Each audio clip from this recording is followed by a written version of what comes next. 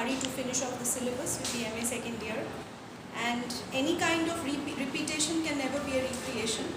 So maybe some of the facts will be missed out in this class, what was said in their classes, and or new ideas might emerge while during the course of the lecture, which was perhaps not told to them. So these things will happen, and any kind of, I think, repeating the entire syllabus is extremely painful and difficult. It becomes painful at times because it becomes difficult to memorize whatever I've said in their class. But still I will try to put intact the things which I've mentioned to them as much as possible. Now, what is the purpose of offering this optional course? First of all,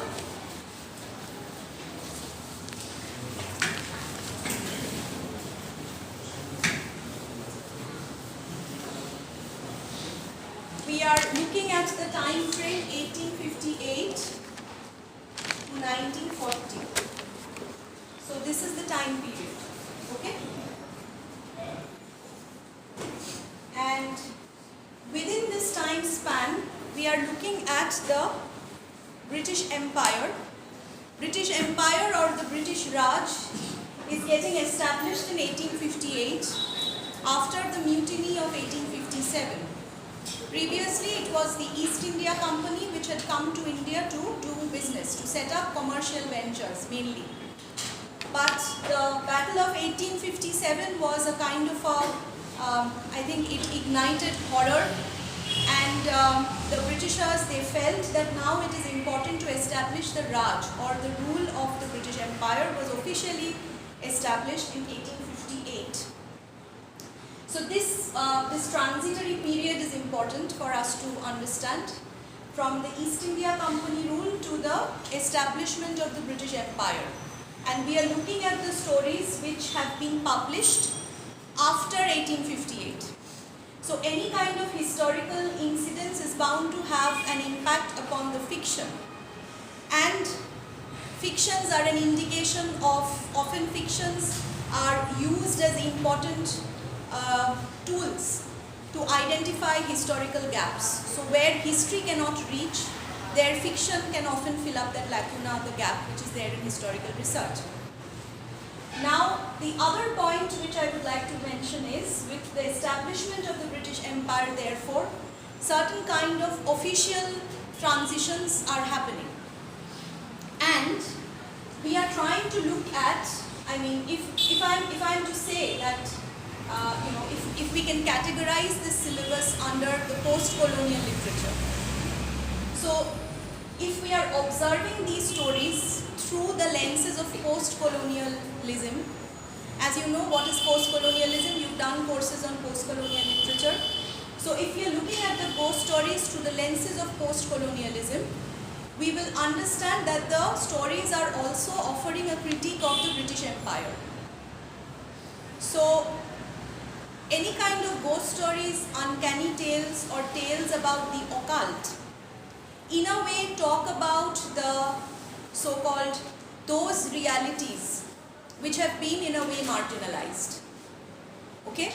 And we will try to understand the psychological nuances involved.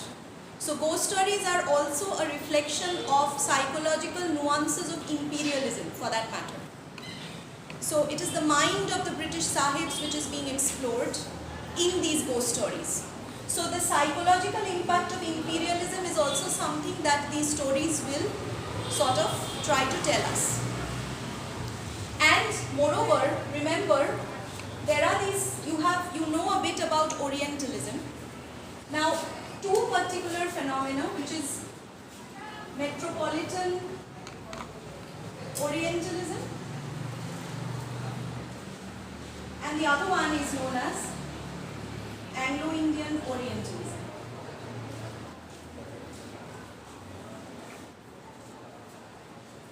So these are the two terms with which we have to be familiar with. Metropolitan Orientalism versus Anglo-Indian Orientalism. Now what is happening? Through archival research work, that is through the study of, say, various kind of reports, official government reports, newspapers, or later on different kind of secondary material, secondary resources on the British Empire which is available.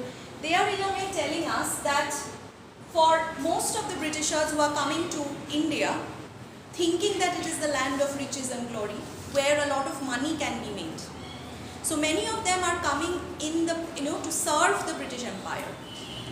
Different posts, say for instance to serve in the military department, administrative sector, as missionaries, as planters. So it is also a very heterogeneous kind of jobs that the empire was offering them.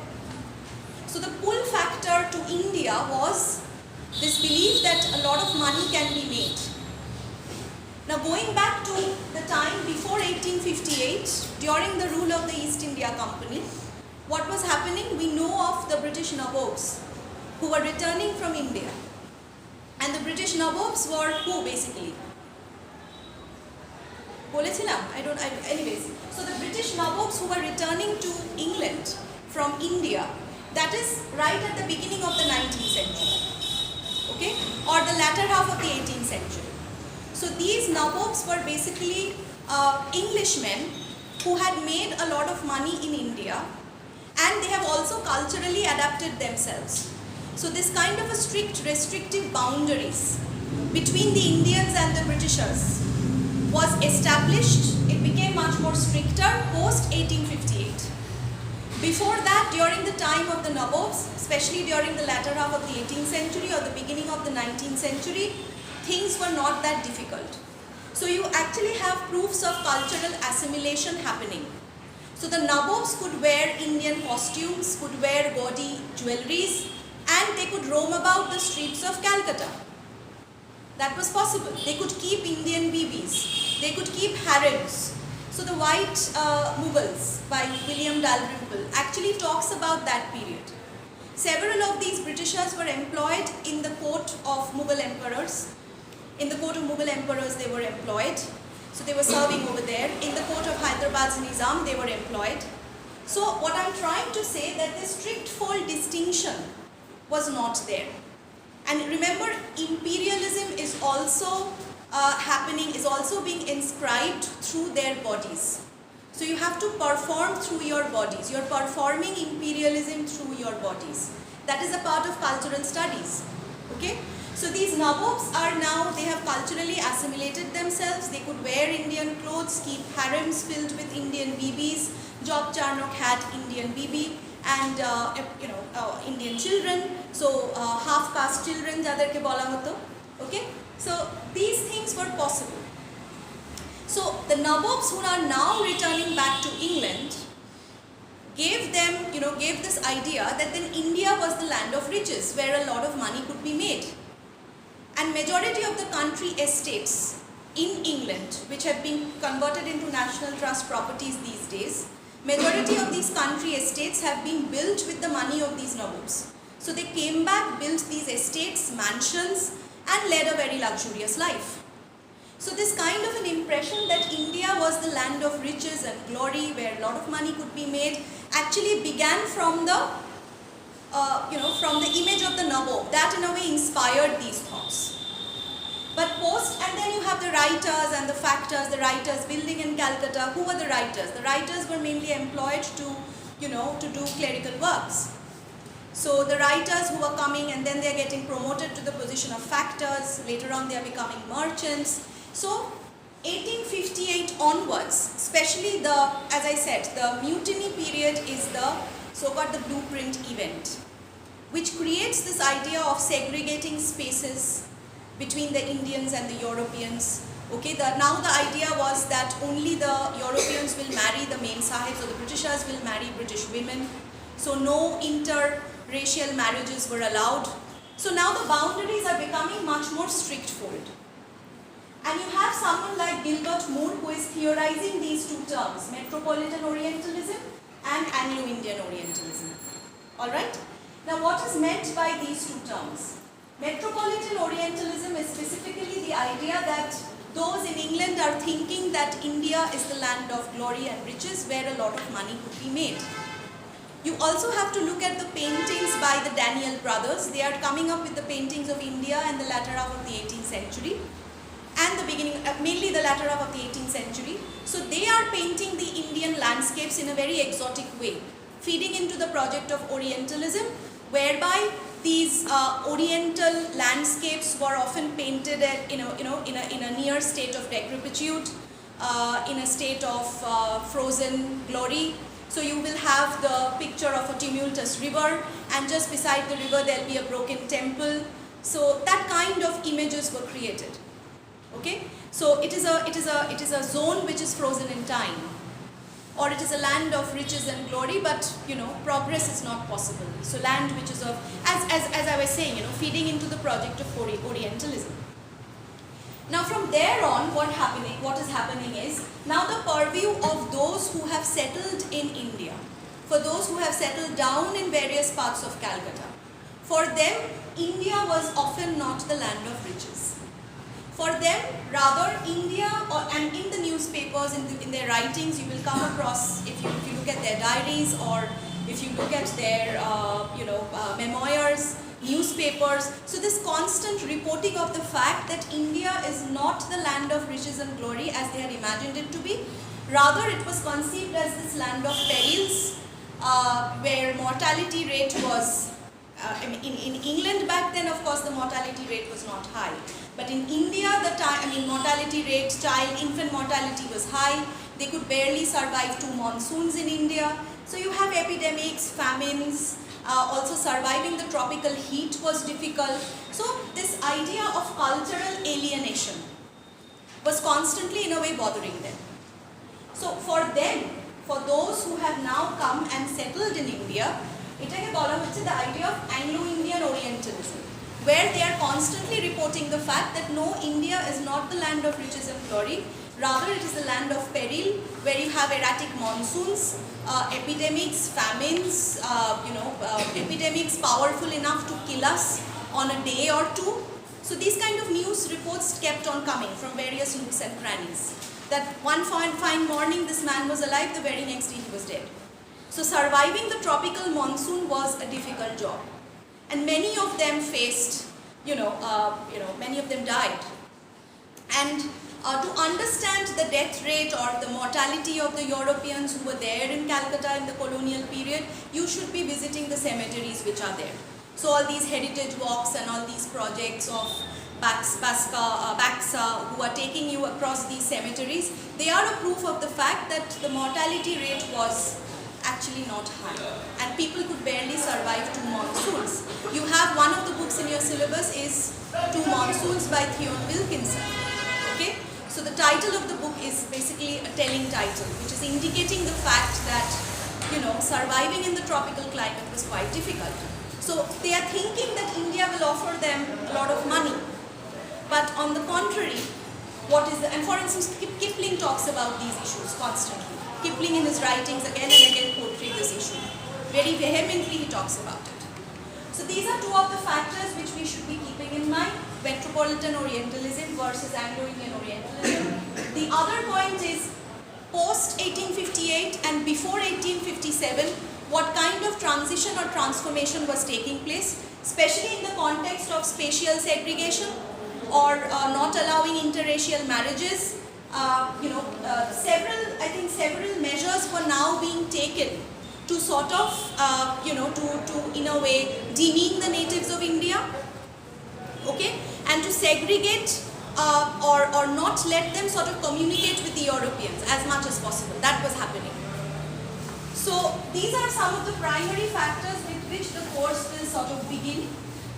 You also have something like the different kind of acts which are coming into existence, whereby it says that no Indian judges will sort of put an European will sort of put an European in a trial, in a court session.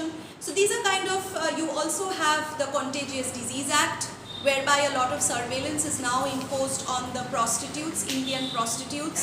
So any kind of sort of contact between the Indians and the Europeans, that is now being diminished.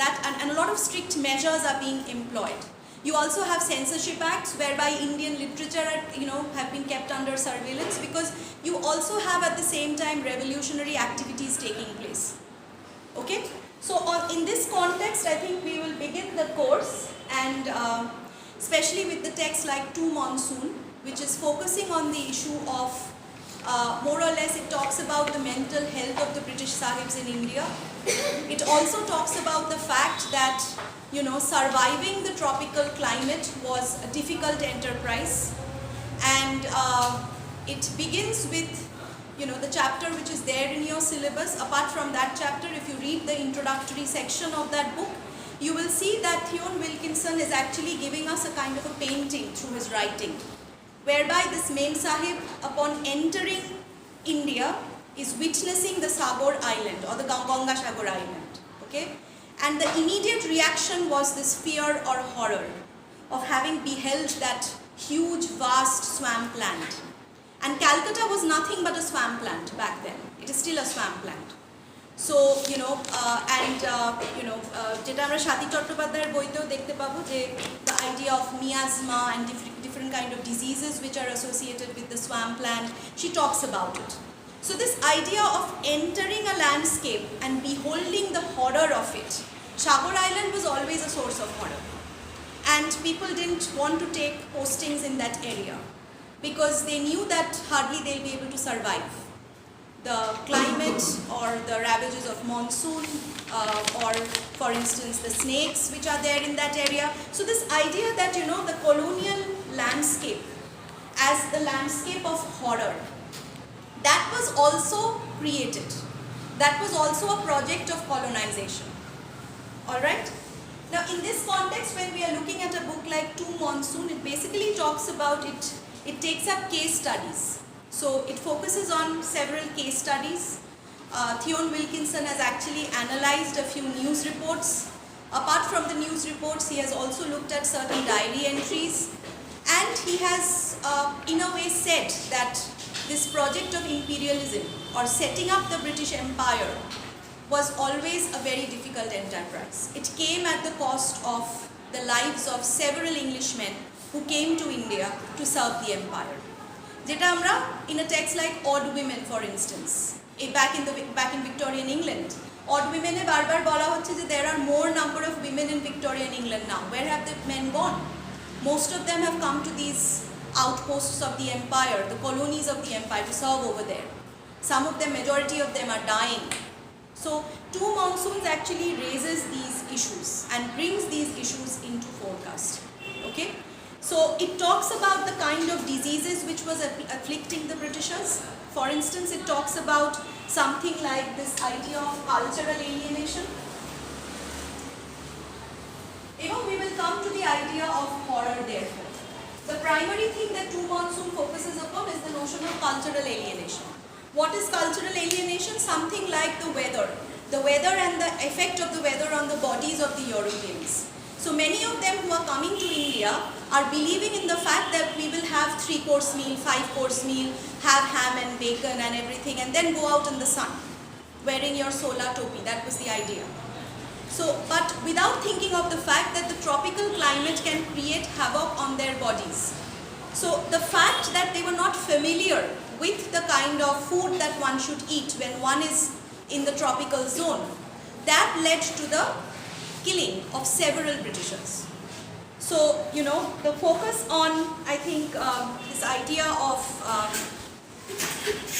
maintaining lavish parties, some of them, of course, all of them couldn't afford it. We also have to understand that the men who are coming to India, all of them are not rich Europeans. You also have the poor Europeans. You also have the planter sahibs who are working in these plantations, the tea plantations, coffee plantations. So they were a heterogeneous group of people, and often it was a hierarchical structure where you have,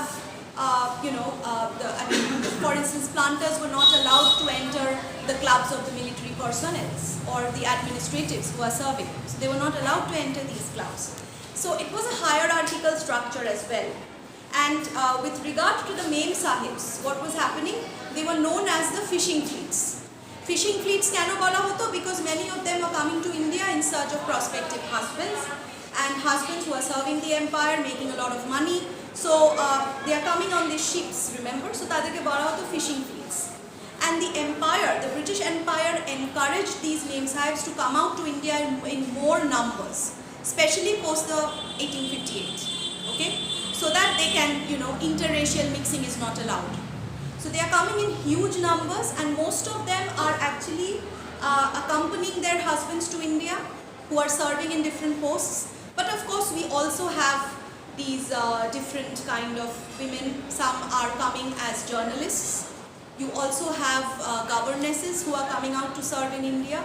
But mainly the accounts of Brithia Mary Croker or Alice Perrine, the two Memsahibs whose stories are there in your syllabus, they are accompanying their husbands to India.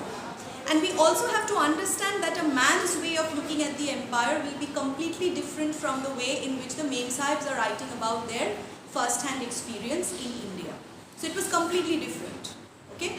So, so basically going back to Theon Wilkinson's book, Two Monsoons, he's talking about the notion of cultural alienation. Cultural alienation is one of the primary factors which is giving rise to this feeling of uncanniness. Okay, so they are not familiar with the climate. So any kind of something like Alpona is also generating fear. They are imagining that to be associated with some kind of superstitions, native superstitions. For instance, their contact or their encounter with voodoo in Africa did similar kind of things.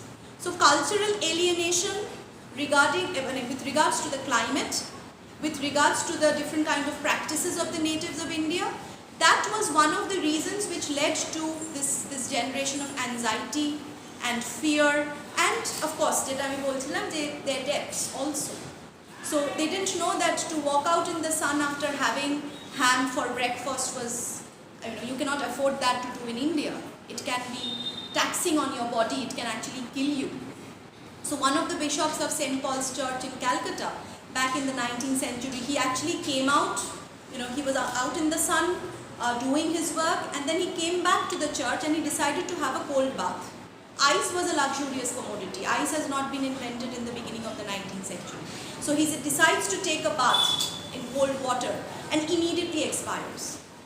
So these are some of the stories, surviving in the tropics. They didn't know how to do that. So they are not sort of, the branches of medicines have not evolved that much. So they didn't know what to do with diseases like typhoid or cholera or yellow disease, yellow fever or malaria or dengue. They just didn't know what to do with it. Ronald Ross has not invented the cause of malaria. So they are dying in profuse number. Among the fact is that it was said that in the morning you saw them alive, and in the night, by night time, they are dead. So if you visit the Park Street Cemetery area, you will see that on a particular day, at least 20 to 30 people were dying. And infant mortality was extremely high. So child mortality was high. So one of the first things that will strike you when you visit these cemeteries is that why are they dying young? Okay? It is the grave of those people who have died young. Is this a common phenomenon?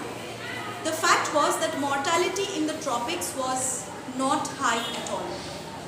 And as I said, diseases, the cause behind diseases or medicines for diseases have not been invented. They are not familiar with the tropical climate. So the best thing to do was to sort of, come out to India and then suffer on your own. Whereas your fellow brethren in England are imagining India to be a land of riches and glory, where one is making a lot of money. So on one hand, the British Empire has established itself.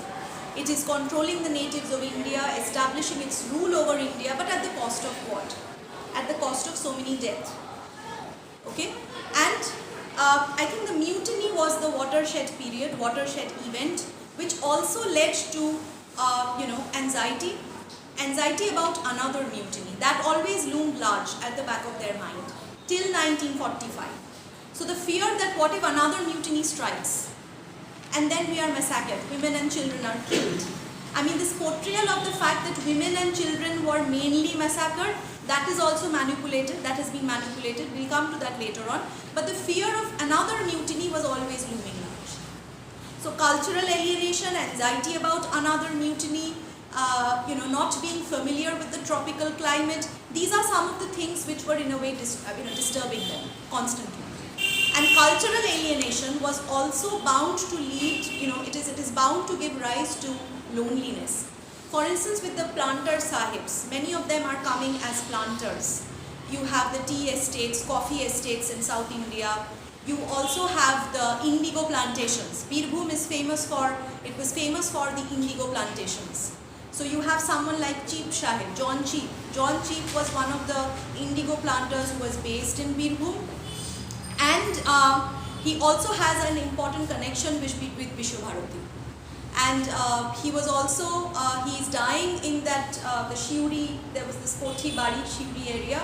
So he's dying over there. Some remnants of the buildings of plantation estates are still scattered all over Birbhum.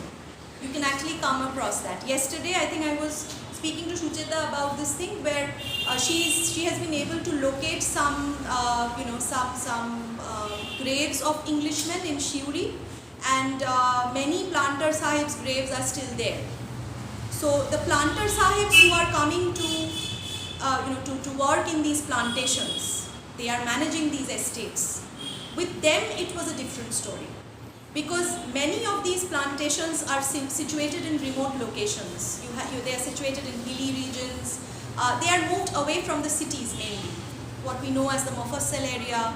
So, and on top of that, they are in the plantation estates, majority population comprised of the natives of India, the Indians. So you have the coolies, the workers, the laborers who are mainly Indians. They are serving their sahibs. You have domestic servants. So with the planter sahibs, it was more of a kind of a loneliness. When you look at these uncanny tales, I mean, copious amount of uncanny tales got produced during this period about life in India and the kind of ghosts that the Europeans are encountering in India, etc.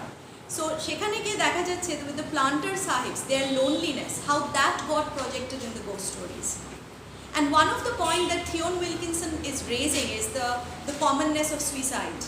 So suicide rate was quite common amongst the Europeans, and especially amongst the planter sahibs. So, he begins, one particular reference is there in that book where he says that suddenly on a night, the sahib just feels like roaming about in the streets, and he walks out. It's tropical heat.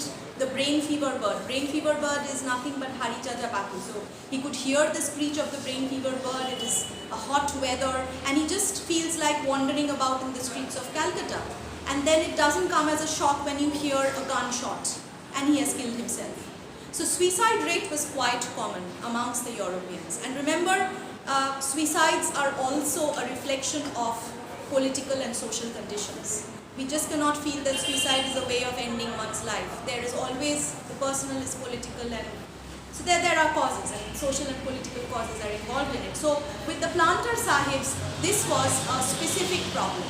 Many of the planter sahibs were killing themselves. And the book that, the story that you have in your syllabus, Satyajit Ray's Indigo Terror, it talks about the planter sahib and his life in one of the plantations of Birbhum, Shiuri.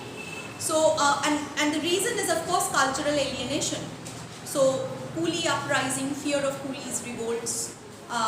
It is an estate which is filled with the natives of India, and moreover cultural alienation, leading remote life in the plantations, that was about to take a toll on their mental health. So many of them became alcoholics. So you have several, case studies which talks about the alcoholism of the British sahibs. Many of them are dying, suicide rates. আরেকটা খুব important disease যেটা নিয়ে many people have written about it, including Leonard Woolf, Virginia Woolf's husband. Remember, he was also employed under the British Empire, and he was serving in Ceylon. So he talks about this idea of delirium tremens. Delirium tremens is a disease of the mind, which is basically a reflection. It is a combined and an altered state of mind, which usually happens due to the effect of drug intake, tropical climate, and cultural alienation. So these three factors work together and give rise to a state of mind. And he describes delirium tremens and what happens to the person who is affected by delirium tremens in a short story known as the Sea and the Pearl, Leonard Woolf. The Sea and the Pearl, we don't have it in our syllabus, but if you want, you can take a look at it. So he talks about this, this particular disease, delirium tremens, which is also affecting the Europeans. And as I said, it is a combined state of mind which has developed owing to the reaction of the climate, drug intake, and of course loneliness and cultural alienation. And what actually happens to the man who is suffering from delirium tremens? He actually becomes beast-like at one point of time, and you have to tie him up to a pole to sort of, to stop him from breaking things or killing people. So these are some of the, এবং তারপরে তো আমি যেটা বললাম যে you have diseases, epidemics like cholera and malaria, enteric fever, yellow fever, so which is killing them in large numbers. And I mean, epidemiology has not developed as a scientific project. It is not developed as a scientific discipline back then. So these are some of the factors which we need to focus upon, and suicide rate from culture. And what I'm therefore trying to say is how these anxieties or loneliness or this altered state of mind found a projection in the uncanny tales or in the ghost stories. Whether these ghosts they are talking about are a projection of their mind, their repressed state of mind. And many of the ghost stories, which if you look at the tale like Indigo Terror, it is also a reflection of the mind of the Sahib's his state of guilt. So guilt of having tortured the natives of India, tortured the coolies in the plantations. And remember, hardly, if you look at the official reports, you don't even get to see 50% of cases about, the Sahibs killing their bearers or coolies or, throwing chappals at their pankha pullers. So these were, very, very common affairs. And they were not even charged of the murder of their Indian servants for that matter. Even Fanny Parks, someone like Fanny Parks has said that, the first thing that strikes us about India is, you're being welcomed by a group of people who are ready to serve you at the drop of a hat. So one could afford to keep, if you're rich enough, affluent enough, you could keep 200 servants in your household. So Fanny Parks said that when we went to Moidan to eat air, that was known as quote-unquote eating air. These are some of the Anglo-Indian sort of dialects. So hawa khawa. So when we went to Moidan for eating air, we were accompanied by 200 servants. So you have servants like the khidmatgars, khansamas, bearers, even dog boys. So one needs to care of their dog, to take care of their dog. So, the house filled with domestic servants. So on one hand, there's a lot of focus on the fact that we need to segregate ourselves from the Indians. We need to maintain strict boundaries between the racial other and us.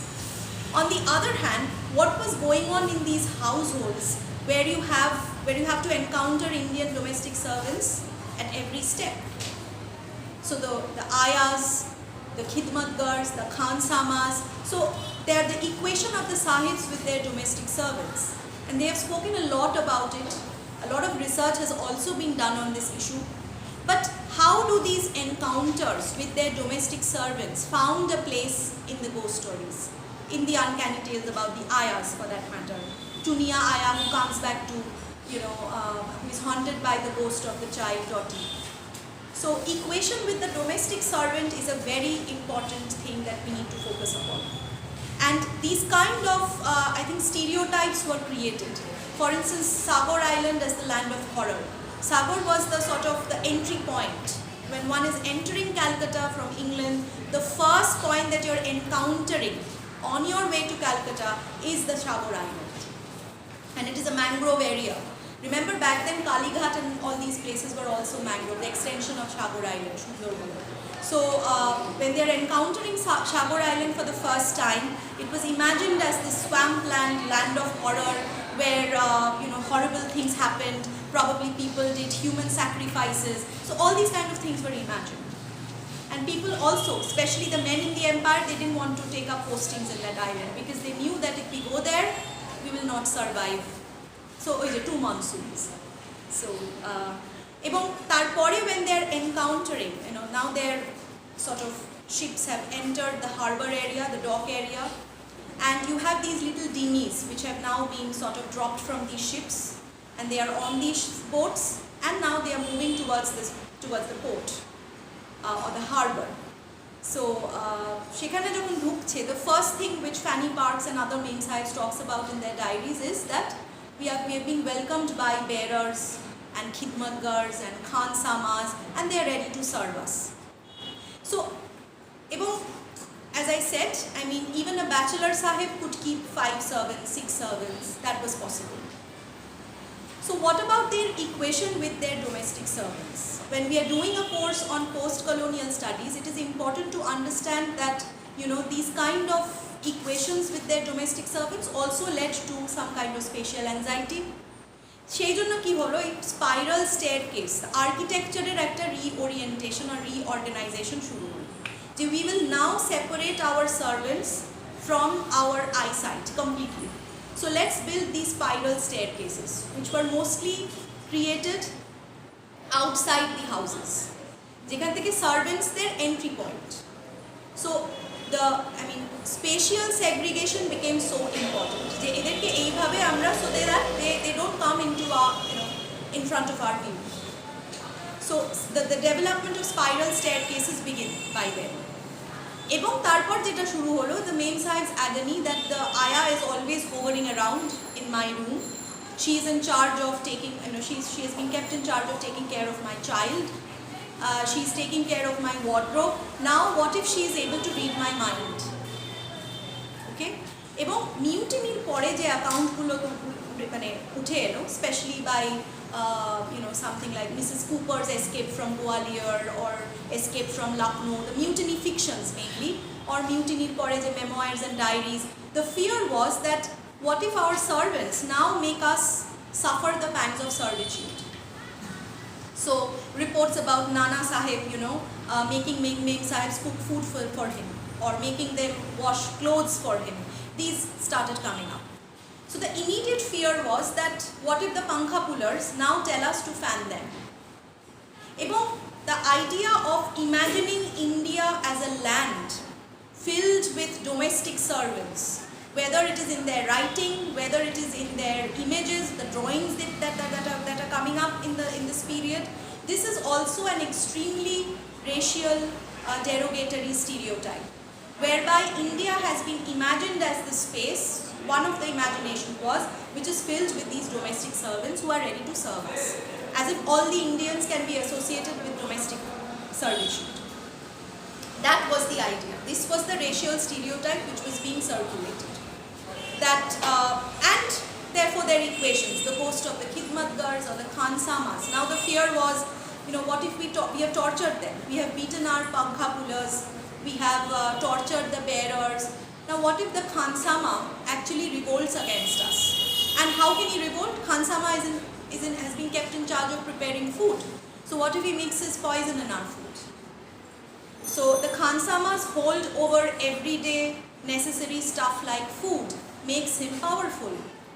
So সেই যে আমাদের, I think I remember talking about Gramsci's master-slave dialectics, whereby at one point of time the master becomes dependent on the slave's knowledge.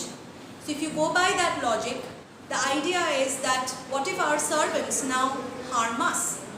So the coexistence of this anxiety. So on one hand, the idea of creating these racial stereotypes, at the cost of what? At the cost of these anxieties. What if our servants revolt against us? Which has now increased post the mutiny of 1857. Servants revolting against their masters. So whether these were imaginations, whether they happened for real, it is subjected to a lot of ambiguities and doubts. But that fear that what if they now make us suffer the pangs of servitude? Okay, what if they now try to harm us? এবং দীপেশ চক্রবর্তী যেটাকে বারবার বলছে যে rather than looking at popular or organized rebellion, it is important for us to understand the tropes of everyday resistance or everyday resilience, যেখানে history cannot reach perhaps, because these everyday resistance and resiliences are not often documented, or you do not have any written records about these things. So there comes in the role of the fiction. যেখানে গিয়ে যে the Khansama can actually poison your food, or the ayah can actually kill your baby. If you're throwing shoes at the ayah can come and kill your baby. So these are everyday forms of dissent and resistance which we now need to focus upon. Post-colonial literature is just not talking about the revolutionaries who have rebelled against the Sahibs, thrown bombs at them, or it is not talking about the organized rebellion of the palki bearers. It is also about the everyday resistance of these domestic servants and the resiliences that they are putting up through the trope of through the trope of gaze. Chuni Aya, I don't know whether you listened to the story or you read it. Chuni Aya ke barbar describe kora hoy her gaze, her stolid gaze, her shattering gaze, that has been constantly described. So new emerging theoretical tools, for instance theory of gaze, theory of everyday resistance, these are some of the things that has now become a part of cultural studies, and we should be looking at these texts or post-colonial literature, quote unquote, so called, through the lenses of these theoretical tools. So Freudian notion of uncanny will be exploring that, but at the same time it is also important for us to look at এই ধরনের ideas, theories of gaze, that you can also resist through your gaze, and especially in fictions there's a prominent reflection of this idea that how their servants' gaze was in a way unnerving them, was shattering them, was in a way just their stolid gaze has been described time and again. So the ghosts of domestic servants featured in many of their short stories. And as I said, what is the time? As I said, the torture of having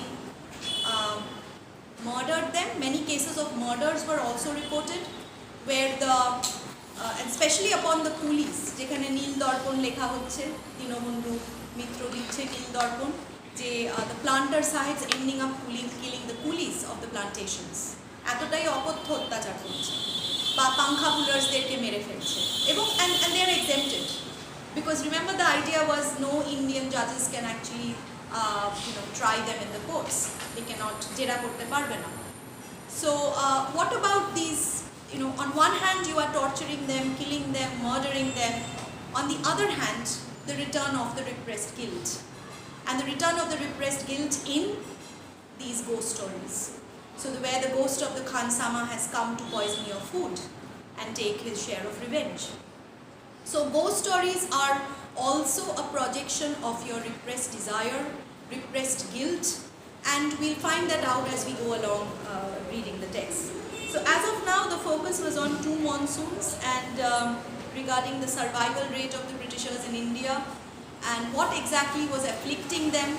It was just not diseases and epidemics, it was also the tropical climate, their cultural alienation, loneliness, how suicide rates have increased, many of them are becoming alcoholics, এবং you also have a lot of research work which is now being done on this idea of the mad Britons, or the insanity of the British Sahibs in India, why they were becoming mad, what was the cause of their insanity. That is something that is now being explored. And if you look at the asylum reports, which many of these asylum reports have been made available online, Kolaba asylum বা ক্যালকাটার আমাদের যে asylum, look at the reports, সেখানে বলা হচ্ছে diseases like greed and jealousy, so which has in a way driven them mad. So greed, jealousy, ganja addiction, these are some of the causes. So the fact that greed and jealousies have been categorized as diseases, which we no longer talk about, okay, and how that has inflicted that stage of insanity. But the pressure of the British Empire and this, a lot of pressure to make them serve. The rule was that if a military personnel has come to serve the empire, his first posting has to be in the Sagar Island, no matter if it kills them, nobody bothers about it. So the pressure of the British Empire, that is a reflection of that idea. So we will move on to the next components of 2 monsoon. As I said, because I am in a hurry to finish off the syllabus, maybe I will just miss out some points, but I will try to sort of focus on the important issues as much as possible. তোমাদের কাজ হচ্ছে in the meantime 2 monsoons পড়ে আসা ক্লাসে পড়ে না এলে কিন্তু হবে না এবার।